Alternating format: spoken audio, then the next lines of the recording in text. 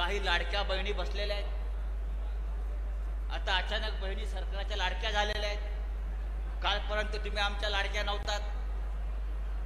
म्हणजे आम्ही आमच्या बहिणींनी भावबीज करतो, रक्षाबंधन करतो, आहेर देतो, काळजी घेतो. पण निवडणुका आल्या आणि एकदम लाडकी बहीण, लाडक्या बहिणीची किंमत काय तर महिन्याला फक्त 1500. काय वाटलं 1500 रुपयात आमच्या लाडक्या बहिणींना फितवू शकतात का? 1500 रुपये घ्यायचे, सरकारचे पैसे आहेत, त्यांच्या खिशात. तुमच्या आमच्या करातले पैसे आहेत, आम्ही टॅक्स भरतो. हे मिंदेच्या घरचे पैसे नाहीत, फडणवीसच्या घरचे पैसे नाहीत. अजित पवार उपकार करत नाही.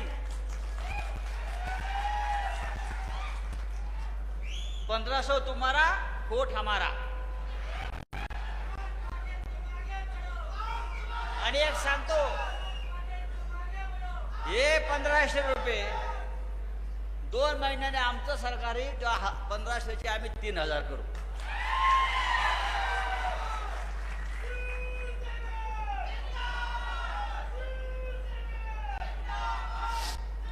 लाडक्या बहिणींची काळजी कशी घ्यायची आम्हाला माहिती आहे. पण लाडके भाऊ सुद्धा आहेत. लाडक्या भावांचा विचार केला पाहिजे. बेरोजगार आहेत, लाडके आईबाप आहेत, लाडका शेतकरी आहे. अरे अख्खा महाराष्ट्र लाडका आहे. हे राज्य आमचं आहे, या राज्यातली जनता आमची आहे.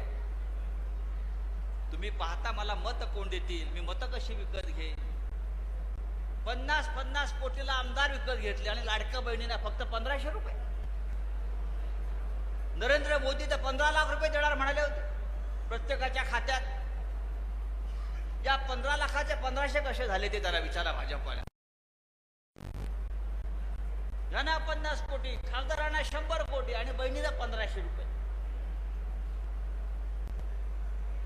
हे 2 महिन्याचे खेळ आहेत. या आजपासून 3ऱ्या महिन्यामध्ये या मिंदेचं सरकार महाराष्ट्रात नसेल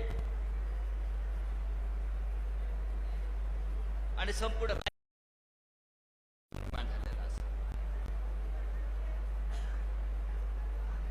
गणपती उत्सव सुरू आहेत. मुंबईमध्ये मोठ्या प्रमाणात होतो.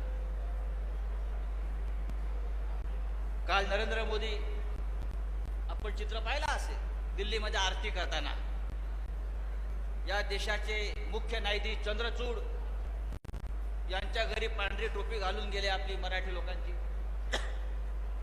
आरती वगैरे केली. देशाचा सरन्यायाधीश हा कधी आपल्या घरी राजकीय